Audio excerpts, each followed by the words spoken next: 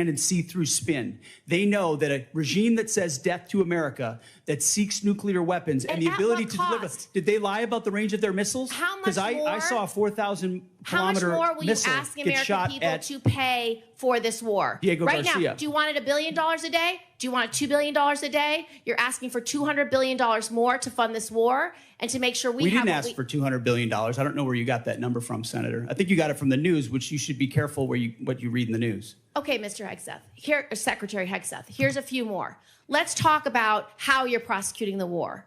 What is your response to targeting that has resulted in the destruction of schools, hospitals, civilian places? Why did you cut by 90% the division that's supposed to help you not target civilians? And do you know the impact of a strategic failure at a war when you have so many civilian casualties? You may have tactically completed a mission well, but strategically is not meeting your goals because of the harms to civilians. What is the cost of that? Let's leave time for an answer. No military, no country works harder at every echelon to ensure they protect civilian lives than the United States military.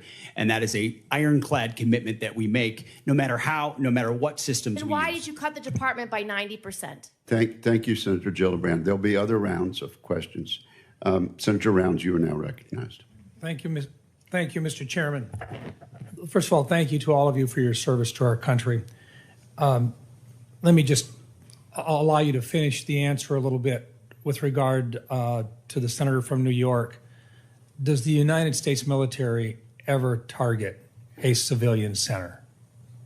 Well, thank you, Senator. Unlike our adversaries, unlike radical Islamists, unlike those that target civilians or use civilians as shields, the United States military never targets civilians and puts constructs in place to ensure that the maximum extent possible, we do not harm or hit civilians. Is war a difficult place with a lot of complexities? Absolutely right. But no country does more and no department does more than our department. Do you still have all of the resources necessary to assure that every opportunity to eliminate that as a threat in terms of that happening? Do we still have the resources available in the department to make sure that we do the best we can never to hit a civilian target?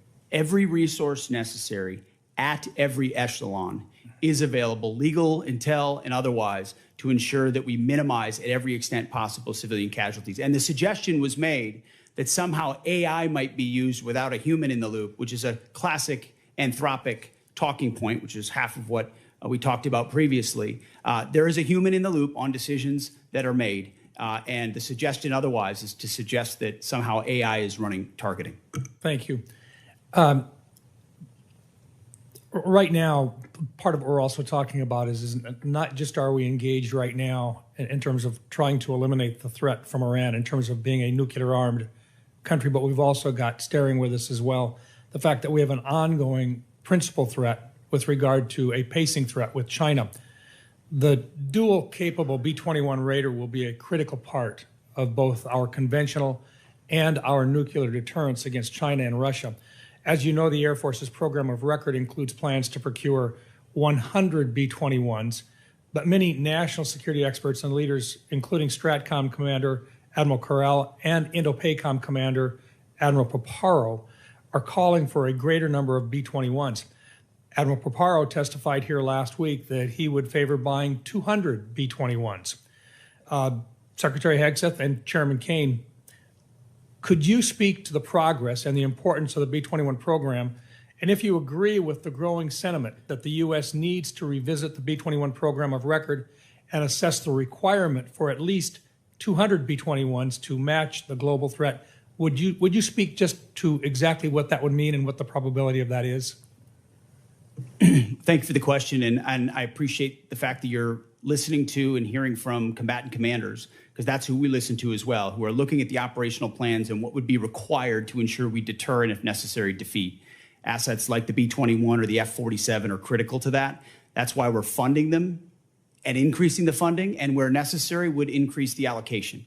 And I think you see a budget that reflects the reality that we have to invest in more capabilities, to include the B-21, which is ahead of schedule. and we will be funding to the tune of $6 billion, and we believe will require a lot more, over 100 in the future. But I'll defer to the chairman. Hey, sir, thank you for the question. Working through the J-Rock and the vice chiefs, I'll absolutely stack hands around assessing the requirement, and we're glad to see B-21 on the flight path, no pun intended, that it's on through operational testing. On the specific numbers, the one sort of big picture strategic thing I want to say is we want to make sure, as we think through what does air power of the future look like based on the evolving threat, that we're staying well in front of it. And so that's the only thing we'll look at in the assessment. But I'm on board with assessing the numbers. I want to make sure we're buying ahead of the technology development curve so that we give all those young warfighters out there the capabilities that we need well into the future. Is there any question at all that we're going to need more than 100 B-21s? I want to go back. Here's how I'll look at it, Senator. I want to go back and look at the O plans right now that we have to make sure that we allocate those numbers. So I don't believe so, but I do want to take the due diligence time, if you'll allow me to look at that, Senator. Good. I appreciate the opportunity to visit with you and to clarify Yes, sir. Absolutely. what that number should look like in the near future. Yes, sir. Thank you. Thank you very much, Senator Rounds. Senator Blumenthal. Thank you, Mr. Chairman. Thank you for being here today. I want to talk about the costs of war.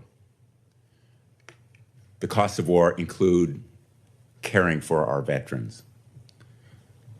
We've had an estimate from Mr. Hirsch yesterday that the cost to date in dollars for this war has been $25 billion, which I believe is well below the actual cost based on everything that I've heard, everything available to us in various kinds of settings, and I'm going to ask for a more accurate assessment. But we also know that about 400 service members have been wounded as a result of this war. When they retire, when they come home, their retirement pay will be docked dollar for dollar for every disability benefit dollar they receive. Secretary Hegseth, I'd like your commitment that you will support the Major Richard Starr Act that will eliminate this wounded warrior tax. I'm sure you're familiar with it. Tens of thousands of servicemen and women now are reduced in their retirement pay literally for every dollar of disability benefits they receive. Well, I appreciate your focus on this issue, and I will tell you, you mentioned roughly 400 that have been injured. Thankfully, over 90% are